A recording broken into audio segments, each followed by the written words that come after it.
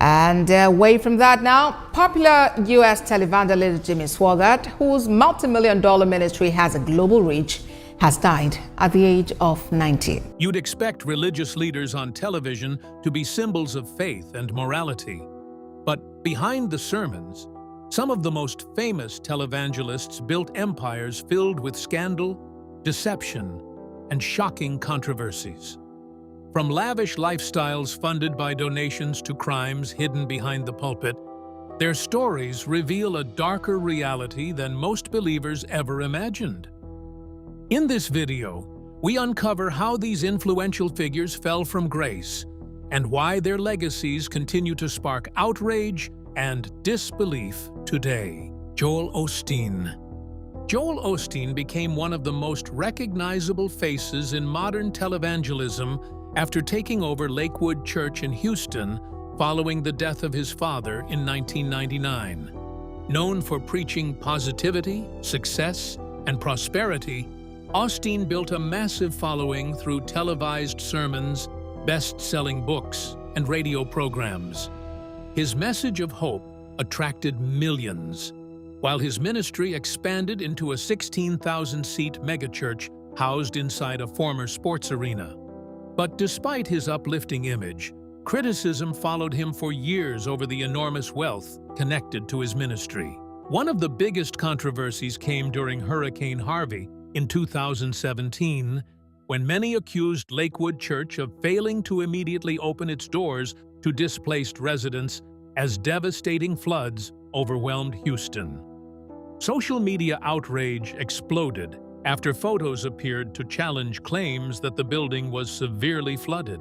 Under mounting public pressure, the church eventually opened as a shelter and donation center, but the incident permanently fueled debate surrounding Osteen's leadership, wealth, and public image.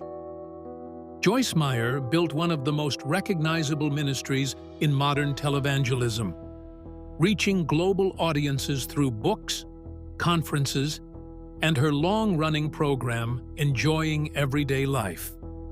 Her message of practical faith and personal empowerment attracted millions and turned her into a leading voice in Christian media. While her public image remained largely positive compared to other televangelists, her ministry was still drawn into controversy in 2009 when a tragic criminal case involving her personal bodyguard surfaced.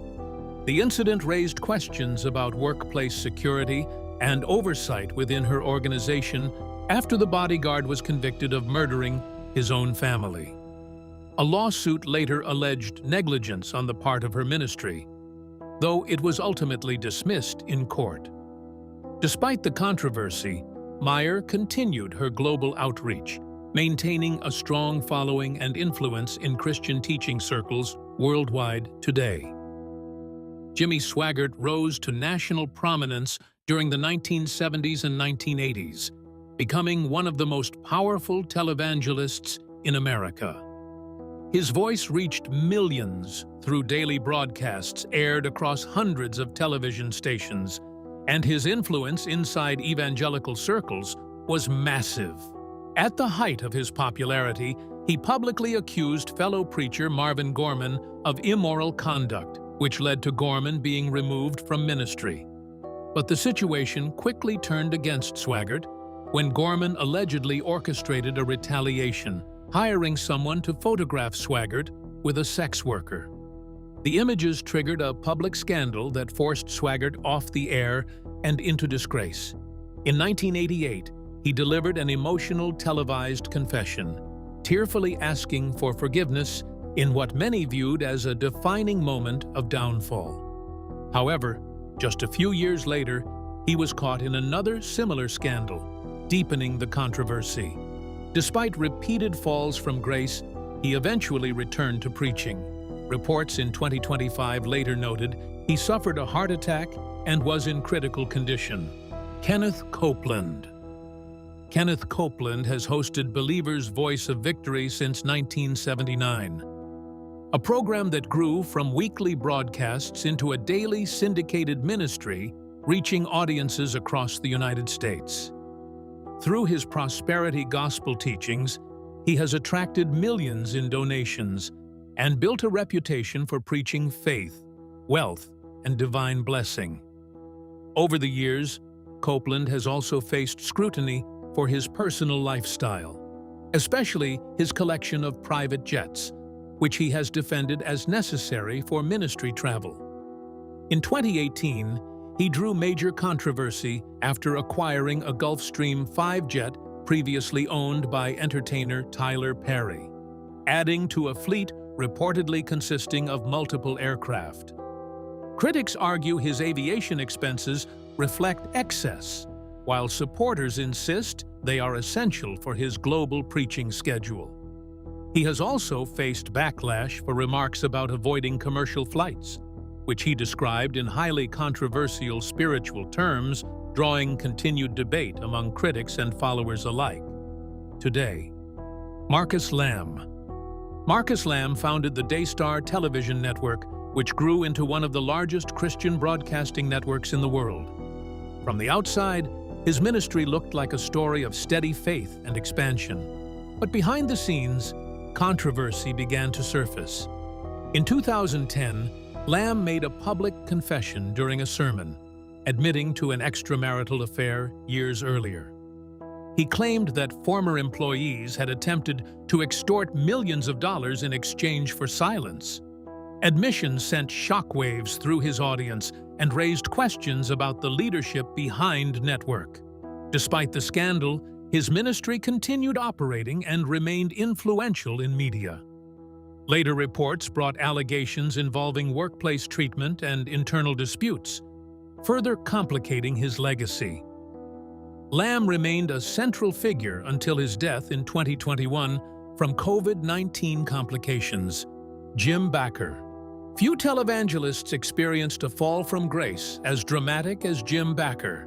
Alongside his wife Tammy Faye Bakker, he co-founded the PTL Club in the 1970s, turning their ministry into a nationwide television phenomenon. But beneath the success, their ambitious Heritage USA Christian theme park and resort soon came under financial scrutiny. Investigators later found that millions in donations were diverted into personal accounts, triggering federal investigations.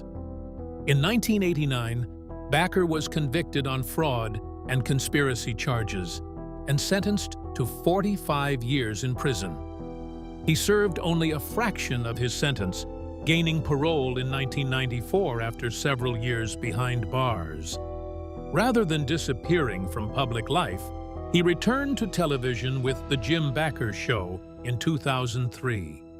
In 2021, he settled a lawsuit in Missouri after promoting colloidal silver as a cure during the COVID-19 pandemic. His story remains one of reinvention, controversy, and unanswered questions about how far influence can stretch before consequences finally catch up. Pat Robertson. Pat Robertson helped shape modern televangelism in America after founding the Christian Broadcasting Network in 1960, which later produced the long-running program The 700 Club. Through the show, he built a massive platform that mixed religion, politics, and cultural commentary, eventually launching a presidential campaign in 1988. Over the years, Robertson drew controversy for claiming that various cultural practices and figures were influenced by demonic forces, including yoga, astrology, and other beliefs he opposed. He also made political statements that sparked backlash, including claims about Democrats, global conspiracies, and interpretations of world events as acts of divine judgment.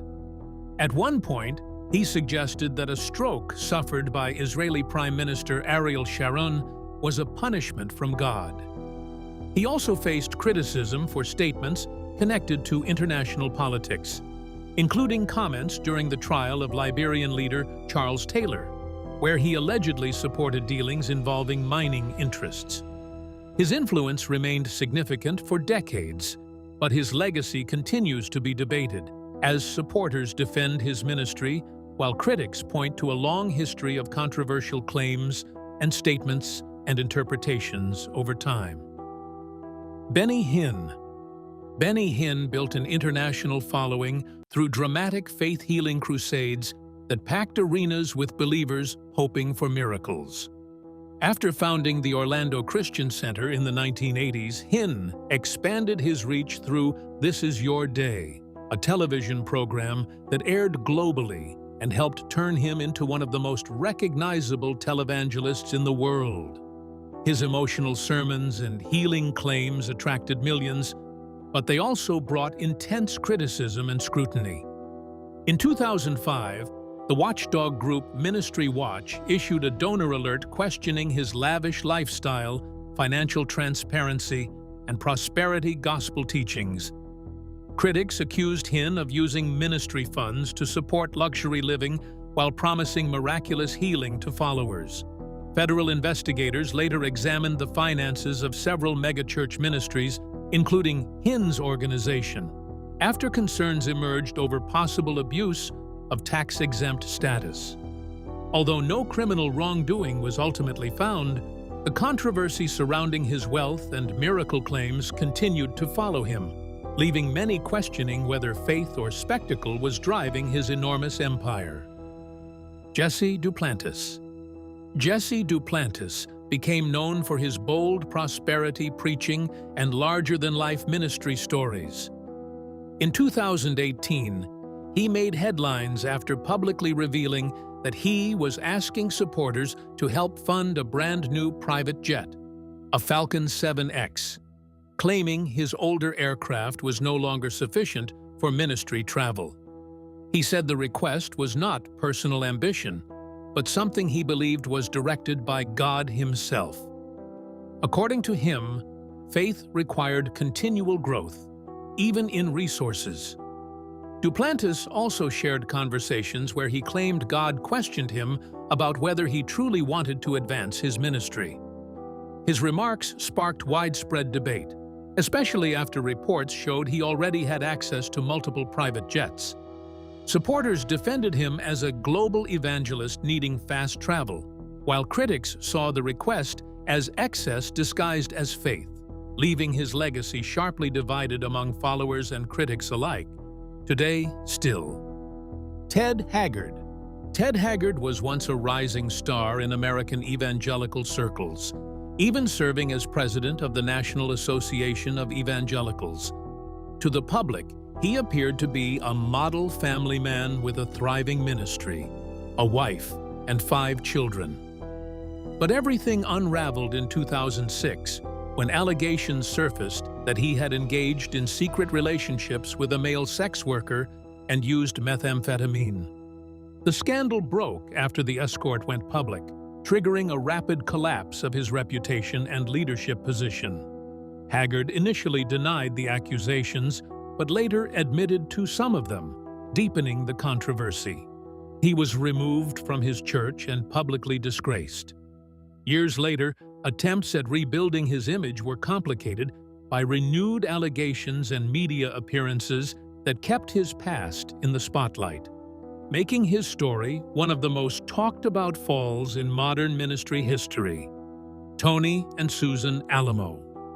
Tony Alamo and Susan Alamo built what many described as one of the most controversial ministry empires in modern religious history. Starting in 1969 near Hollywood, they launched a small ministry that quickly expanded into a tightly controlled religious compound. By the mid-1970s, followers were living and working on their Arkansas estate, reportedly earning only a few dollars a week, while producing clothing sold under the ministry brand. Behind the public sermons and gospel broadcasts, allegations later emerged of exploitation and strict control over members' lives. After Susan's death in 1982, Tony Alamo shocked many when he kept her body on display for months, claiming it was part of a vigil for resurrection. Investigations eventually led to serious legal consequences, including convictions related to transporting minors across state lines. His downfall ended in prison, closing one of the most disturbing chapters of televangelist history in America. Robert Tilton. Robert Tilton became widely known in the 1980s through his television program Success in Life, where he preached a prosperity message linking faith to financial giving. His ministry encouraged viewers to send vows of faith, often framed as donations believed to unlock blessings and financial breakthroughs. At its peak, thousands of letters and offerings arrived weekly, fueling a rapidly growing operation.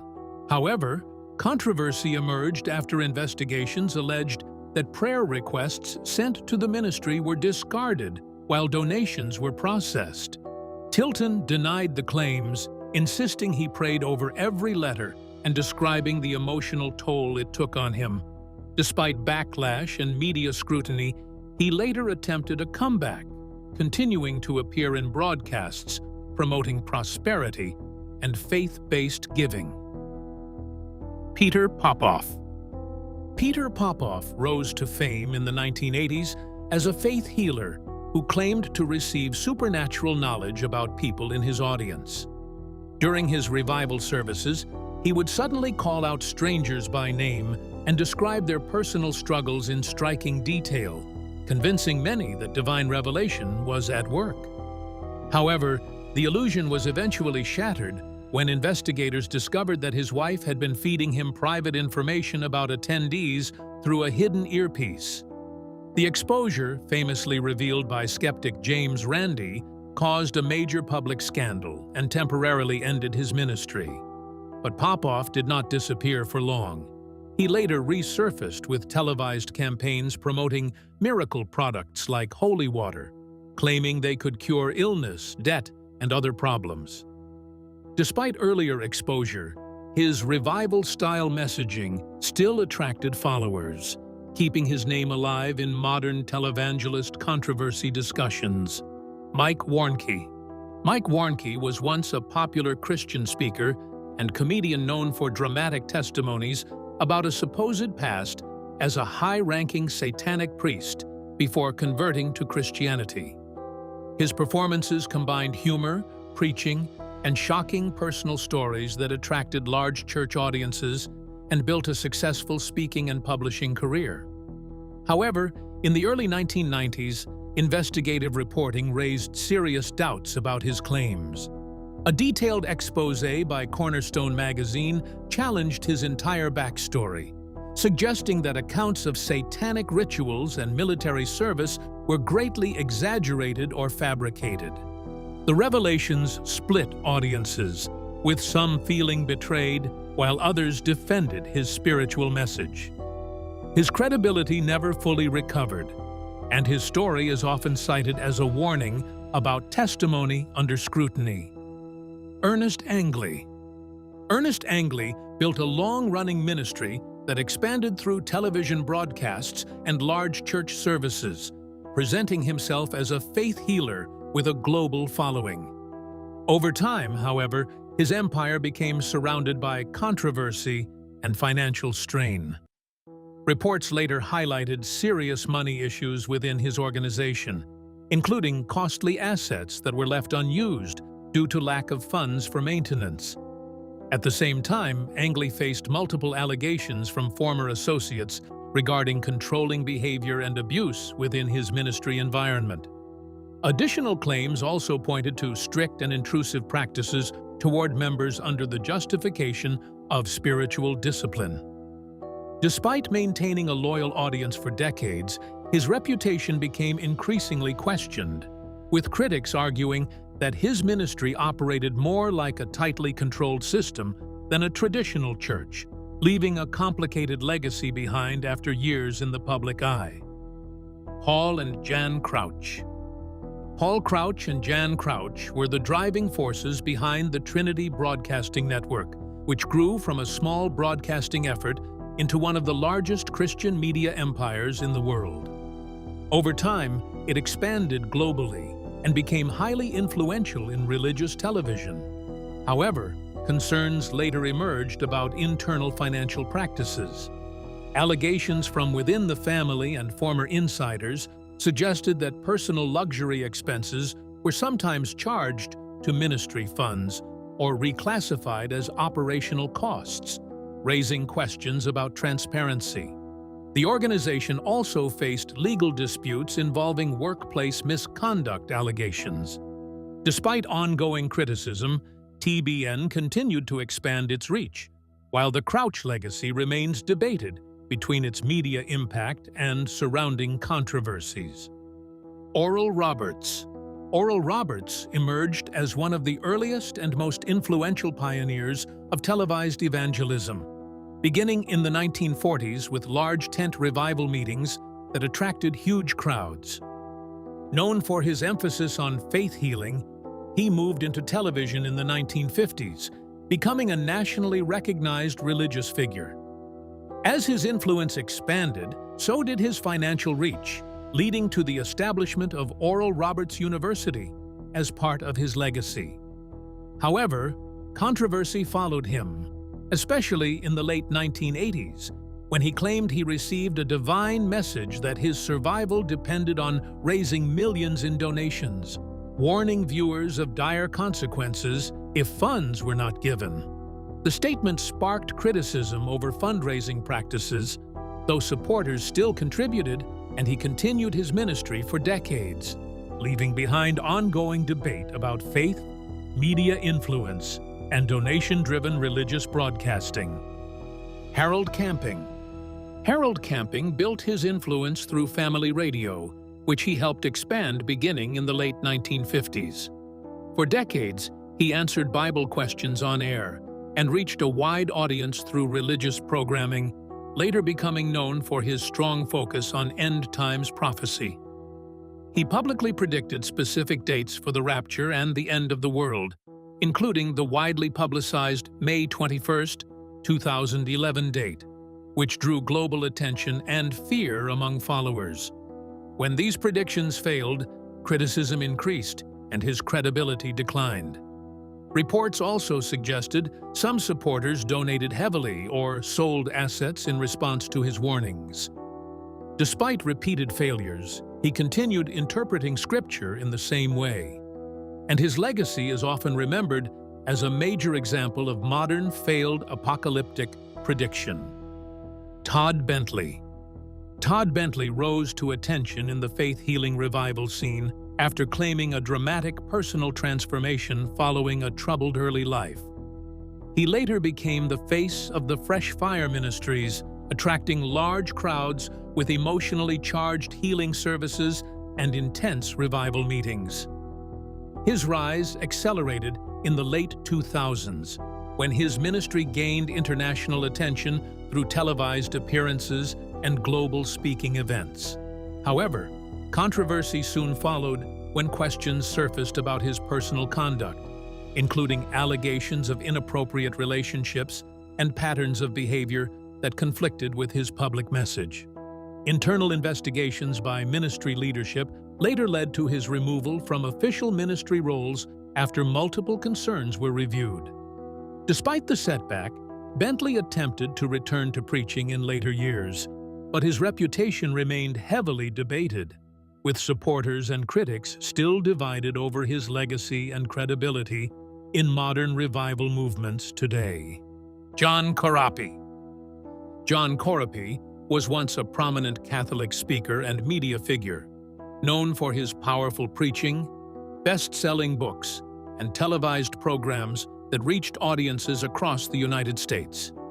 As a member of a religious order, he built a reputation for strict teachings and strong moral authority.